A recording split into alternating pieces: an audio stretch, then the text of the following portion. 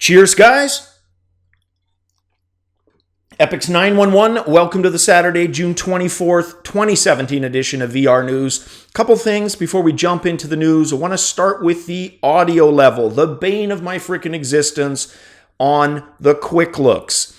Audio's fine on these. I generally will do double capture with Audacity and end up using that because it captures cleaner, offers me redundancy, and has higher capture volume. Only I forgot to do that with the quick looks because with those, I add an additional video stream. So really it's 4 points of capture and I just forgot to include it, but that will be back to normal on the next one. So apologies in the meantime, you'll have to crank it a bit, but if these old death metal ears can hear, you'll be fine. You just got to crank it up, which I know is a pain in the arse, but that will be back. All right, and viewer Punk Zero mentioning in the comment section one of the games that I talked about in the list of 5 Japanese games from that article, urging you to import those to try. Fly Takuma, actually available here on the Oculus Store, and the editor version, there's an actual editor version, which would be really a hell of a lot of fun, is available on the Steam store. $6.89 US for the summer sale, which is actually a pretty damn good price. Now, again, this is the Lemmings style game. And if you've ever played Lemmings, it was just such a breath of fresh air when it came out. You had, I think it was like 100 Lemmings, and you had to guide them to the end of the levels. And you had a limited amount of Lemmings that could do different things. Climbers, diggers, builders, etc. Well, same idea here, except pink teddy bears. And I know that sounds kind of ridiculous, but it actually looks like it would be a hell of a lot of fun. Possibly a game I'm actually going to do a quick look for. Like I said, it looks like a lot of fun. All right, so thank you for that, Punk Zero. Appreciated. All right, let's jump into the first news story. Echo Arena, which is part of the Lone Echo. It's the multiplayer offering, the arena version of that game. It is in free beta right now through to June 25th. So that'll be tomorrow, 8 o'clock Pacific time. So if you were at all interested in that, my understanding it's the 3v3 that's available right now. You can play that for free on beta via the Oculus Store. You will need touch controllers for this. All right, next story. Road to VR, Scott Hayden goes hands-on with Fallout 4 VR. And I like this article because he got into a lot more of the specifics that other articles and those who did a hands-on with the game only hinted at or kind of skirted around. And I'm not saying they avoided them, they just kind of omitted or didn't flesh those areas out as much as I would have liked to hear, because they're areas that interest me in how they're going to be pulled off in VR. And I've talked about VATS before, and we understood it was going to be kind of like a time freeze version of VATS. Well, he gets into that a little deeper and explains why he doesn't like it. And based on his description, I get that now. So he says the VR version of VATS is a bit different though, letting you teleport around and potentially flank an enemy at the same time, or giving you the ability to get up nice and close for a more accurate but decidedly more visceral kill. It's a different feel to the non-VR version of VATS, and I can see it being used to get out of sticky situations where normal locomotion just won't cut it. And then he uses as an example Deathclaw. So one of the things that I absolutely dislike in games is if there's some kind of cheap or cheat move in a game and you don't have a way of turning it off, but you know it's there. And the only way to avoid using it is to basically force yourself to avoid using it.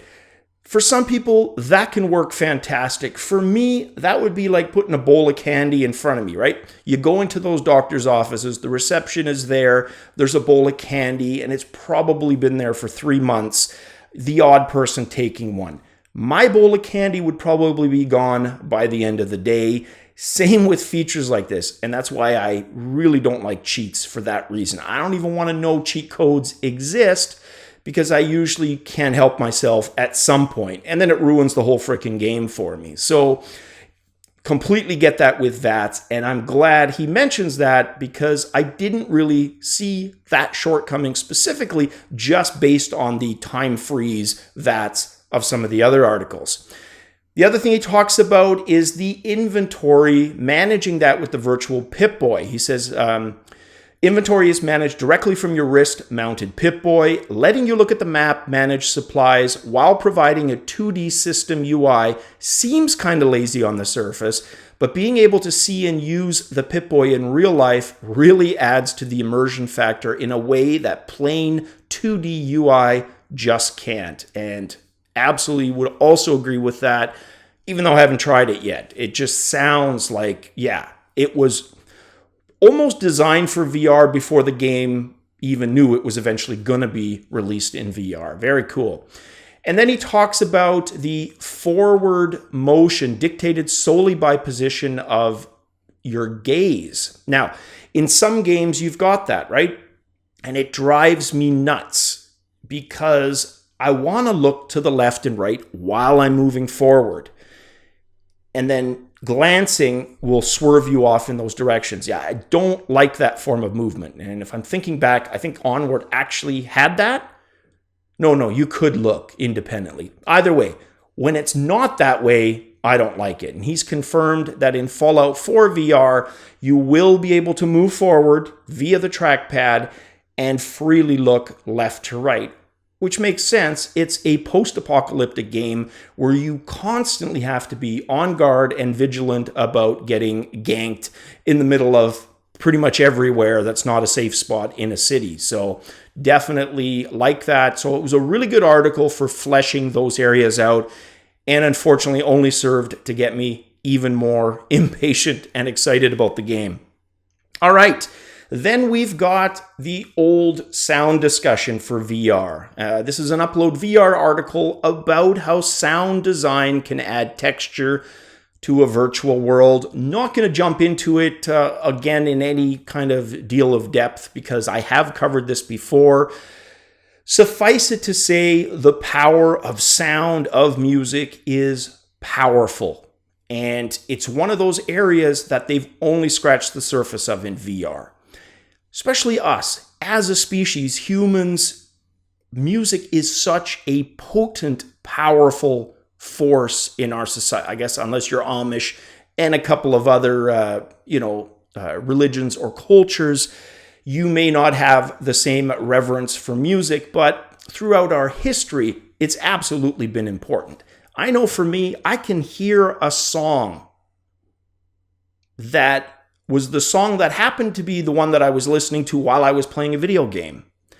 And it will, stronger than any memory, in fact, it will enhance existing memories and bring me back to that point in time. So we really need to move forward with tapping into the audio. I think it's moving a little too slow, but it's moving predictably, because the other thing we tend to be obsessed about when it comes to gaming as gamers is the visuals, rightly or wrongly, and we all have our arguments. Oh, it's got to look good.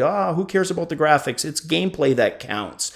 The point is, it's still very important, arguably more important for most people than audio is. But for me, no, it is such a powerful, powerful thing. I can't wait till they start getting the positional audio working properly. Just flesh out and make audio in VR sound like it does in real life. It's gonna do so much more for immersion than some visual things ever could do. That's the power of audio. So yeah, you want to check out all the specifics. They break it down into different areas that VR is either working on or needs to improve on. You can check it out via the link in the description below. And then finally, I want to end it tonight with a video that shows the Knuckle controllers from Valve in action. So I've been talking about these probably twice in the last week, and this video pretty much sums up both of those videos and shows what is hard to kind of put into words, just how versatile and effortless these work in game. and how they're able to convey your ability to use your individual fingers, pick up objects with pinch movement, right? Or a single finger or a hook gesture. It just adds so much realism to the hand mechanics in VR. I think it's going to be just another fantastic tool. But we've talked about the attach rate. Probably not one unless at some future point it's part of a bundled in new system. Unfortunately, we're not going to see probably a lot of it in action, at least for the foreseeable future. All right, guys, that is it for the Saturday edition of VR News. We will be back tomorrow. I have no doubt, probably a little slower, so more quick looks to come. All right, guys, hope you're having a fantastic weekend. Cheers.